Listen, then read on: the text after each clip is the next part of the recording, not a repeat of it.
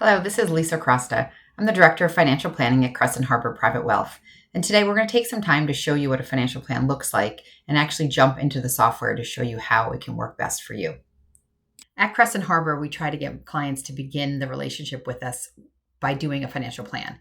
It provides a roadmap to get to the client's goals and what they're trying to achieve, and it helps us all be on the same page and understand, what we're trying to do. But it's hard for people to visualize what a financial plan is. They hear it, but what does that mean? So I'm going to take some time today to show the software that we use to build a financial plan and show you that once it's built, how it's a really powerful tool to answer questions that many clients have. Questions like, when should I retire? What are my tax brackets going to be in retirement? Should I do a Roth conversion? What about Social Security? When to take it, and what difference does it make if I take it at different times? So the questions that the plan can answer are quite endless, but I'm going to give you a sample today of what it looks like and how we build the plan. So right here at the bottom of the screen, we're going to start with Mark and Samantha Jones, just a sample client. They're 60 years old, 2 children, both working. And this is where we enter most of the information, but just to give you an overview, income, we're going to enter any income sources that clients have. In this example, they have 2 salaries, 2 Social Securities, and this deferred is a pension for one of them. I have the ability to change the beginning and end dates of all this, change the cost of living adjustments on it, change the amount. A client works full-time and then works part-time.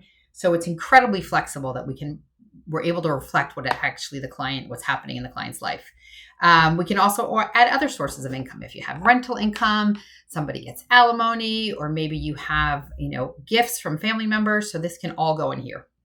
On the expense side, we can also get really granular if you want. We can put in all different categories of expenses. We can have them change in retirement.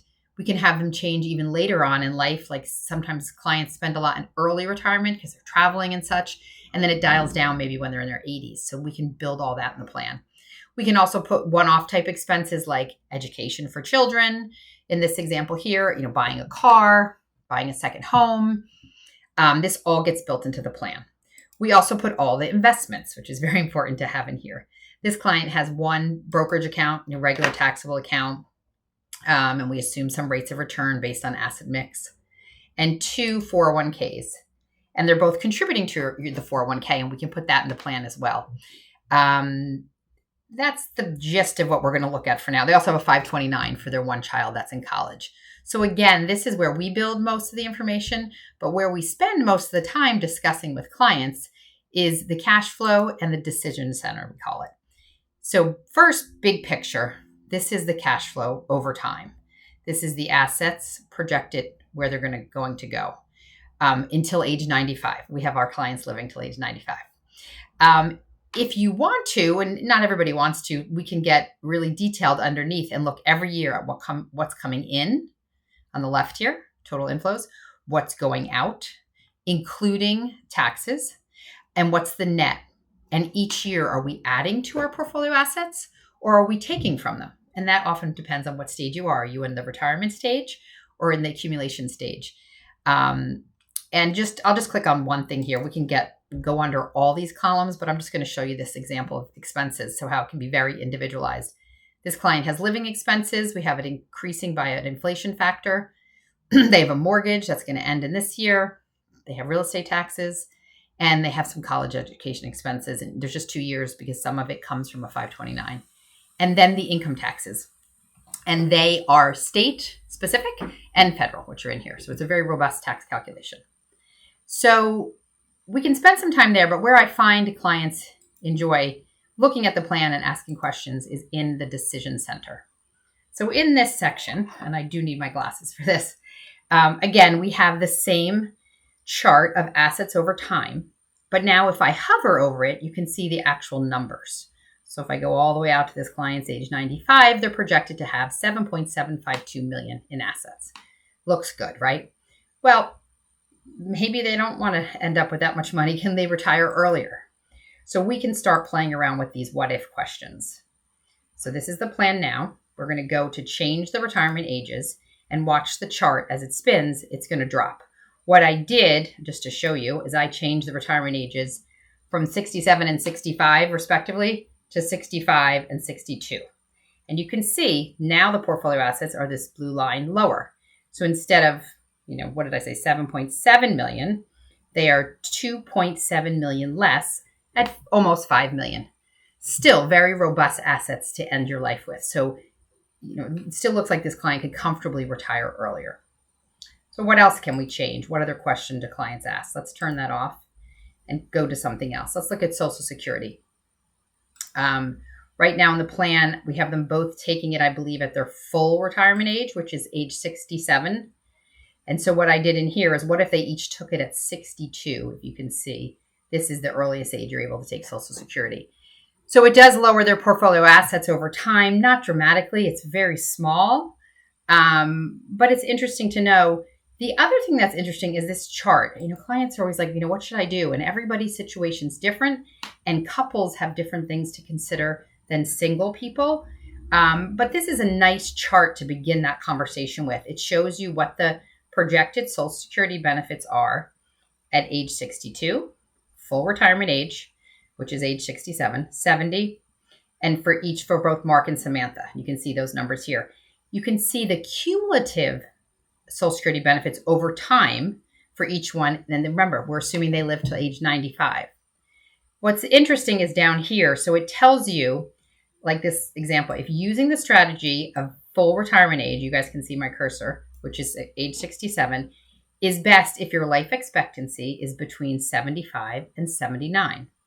Now, none of us know how long we're going to live, but we do know certain things about our own genetics and our own health. So that may help you make a decision. If you think you're going to live longer than 79, age 70 may make sense.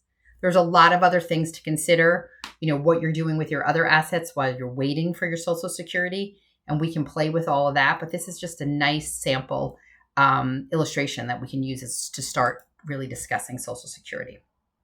What else do clients ask? Taxes. It's always a fun question, right? So let's do this. We can change this chart instead of portfolio assets to show total taxes over time. So I'm going to go to that one now. First, I'll start with this. This is your taxes paid each year. So this is when both clients are working.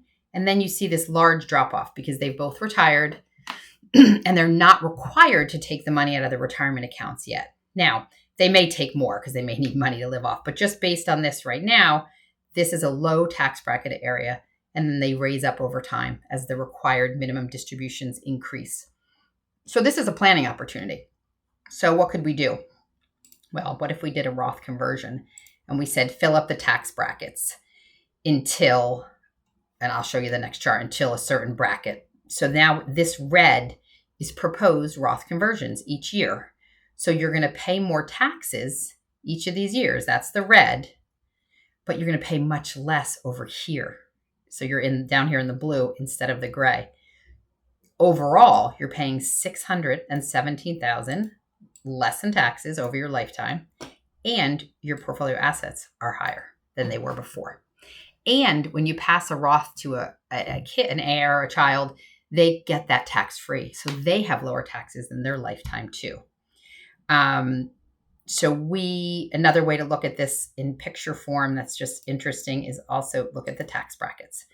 So what I told the software to do was fill up the tax bracket until this bracket right here, which is the navy, which is the 24 and 28% tax bracket. So that's what the orange is. You're seeing they're filling it up to that blue line. They go over a little bit, but they're trying to spread out the tax liability and take advantage of tax planning with the Roth. So that's what this shows. Again, here's the same numbers. You save tax dollars and you have more assets. Now we do this, of course, with your accountant. We have to plan this properly. You're paying taxes now to save money later. In very simple terms, that's what a Roth is. But we can see the power of this, and we can change it. We don't have to fill them up. I also played around with what if you took a Roth conversion of $80,000 a year instead of filling up the brackets. So you just have this additional taxes in this yellow here. So you're not making quite a commitment, but you're still saving $300,000 down here in taxes, and you're still gaining over time. So it's a really powerful tool to illustrate what you can do to save some money in taxes over their lifetime. What else? A lot of clients also talk about is this cash flow that we've been looking at is a straight line projection over time. So it's assuming, and I'll show you what it is, the overall rate of return is, I'm going to go into here, is, hold on, I believe it's 7.05% is the average rate of return based on what I put their investments at. Well, what if we say we're only going to make, let's slide this over a little bit, 5.6% rate of return. And you give it a minute and the chart will recalculate. Now the assets are lower, of course, because you're only earning 6% each year, but they're still lasting the lifetime. This kind of calculation gives clients a little bit of comfort to see that, okay, if I don't get great returns every year, or gives them the flexibility to invest less aggressively, if they're more comfortable with that, it still shows how their portfolio assets will last throughout their lifetime. And then following the same line of changing growth rates is we can also look at a Monte Carlo simulation. Now I'm going to change this picture here as well. Just give it a minute to run. A Monte Carlo shows you, well, does a calculation of 1,000 different possible rates of return in the market over all the years of this client's life. So from 60 to 95, 1,000 different opportunities for the market to be up and down. And this still shows a 99% chance of success. So if the market performed beautifully for 35 years, the assets could be this high. If it performed poorly consistently, it could be down as low as 4.8 million. It's still a really great probability of success. Now you can stay in this Monte Carlo and then add changes to it here and see how the opportunity for the probability of success changes. So if we change the retirement ages in here and then let the Monte Carlo rerun, the chance of success now is 93%. It's still excellent. We're really, it's tough to get 100%. I don't even know if you can, but so that's still excellent. So we're like, okay, this client can still retire early and still has an extremely high probability of success. And so the things we toggled on and off before, we can also do. I think we can change, the Social Security age too, and we'll see how that affects the chance of success. 96%, because that wasn't as big of a number. So we can add questions on top of questions and see how everything's affected in the plan. One last thing I will show you is long-term care. We hear a lot about long-term care in the news and, how much it costs. And so we can simulate a long-term care event and show you how that could affect your portfolio. So if I do it up in here and I say long-term care is needed for the client, in this case, it's the husband. And I put in, what I did was age 86 and they needed care for 3 years at $120,000 a year. I mean, it really makes just barely a dent in the portfolio. If we've played with that a lot more and said, well, what if I had a health event that happened when I was 80 instead of 86 and lasted for 5 years? I will tell you the average age when people need long-term care is their early 80s. The average time men use it is roughly 3 years. Women is roughly 4 years. So I'm just throwing in 5 year just to show what this could look like. Really stress this portfolio. And let's run it and see what this looks like. So 5 years of $120,000 of long-term care expenses. Yes, it dents in the portfolio, but it does not cause them to run out of money. So that's a really useful conversation when you're discussing whether you want to buy long-term care insurance or how you're going to plan for long-term care.